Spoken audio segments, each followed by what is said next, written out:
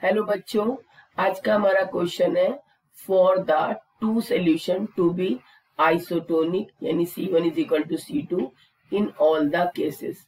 हमको बताना है कि ये ट्रू है स्टेटमेंट या हमारा स्टेटमेंट फॉल्स है। यानी आइसोटोनिक सोल्यूशन अगर हमको पता हो कि आइसोटोनिक सोल्यूशन क्या होता है तो ही हम बता सकते हैं कि सारी कंडीशन में वो सेम होगा या नहीं होगा। तो की कॉन्सेप्ट हम लिख लेते हैं अपने इस क्वेश्चन के लिए। की कॉन्सेप्ट क्या है कि हमको सबसे पहले ये पता हो कि आइसोटोनिक सॉल्यूशन क्या होता है। टोनिक सॉल्यूशन क्या होता है, ठीक। तो आइसोटोनिक सॉल्यूशन हम किसे कहते हैं? आइसोटोनिक सॉल्यूशन हमारे पास क्या होता है?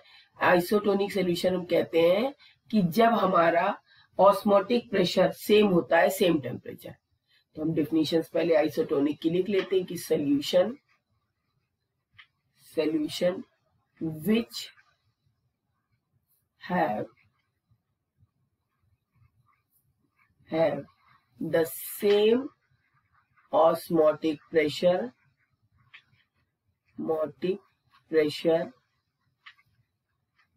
at the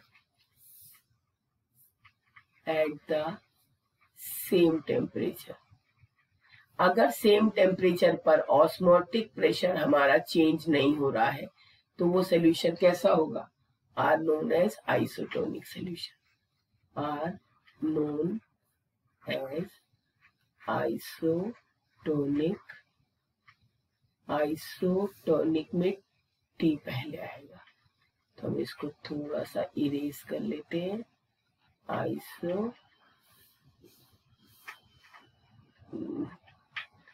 अब हम इस पे लिखते हैं आइसोटोनिक सॉल्यूशन, ठीक। यानी हमारा क्या हो गया? ऑस्मोटिक प्रेशर सेम है सेम टेम्परेचर। अब यहाँ पर यानी हमें इस बात का ध्यान रखना है कि अगर हमारे पास दो सॉल्यूशन है और वो दोनों सॉल्यूशन अगर वो आइसोटोनिक है तो हमारा क्या होना चाहिए? ऑस्मोटिक प्रेशर हमारा सेम होना चाहिए when they have same osmotic pressure. तो अगर इस कंडीशन को वो फिल करता है, यानी एक कंडीशन हो गई ना कि ऑस्मोटिक प्रेशर हमारा सेम होना चाहिए आइसोटोनिक के लिए, तो यानी ये सारी जगह पर तो एप्लीकेबल नहीं है। हर केस के तो लिए C1 is equal to C2 नहीं हो सकता।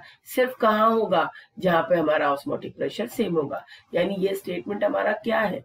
ये स्टेटमेंट हमारा फॉल्स है ना। ये स्टेटमेंट हमारा फॉल्स है क्योंकि ऑल कंडीशन के लिए ये एप्लीकेबल नहीं है। सिर्फ उस कुछ कंडीशन के लिए एप्लीकेबल है, कुछ के लिए नहीं है।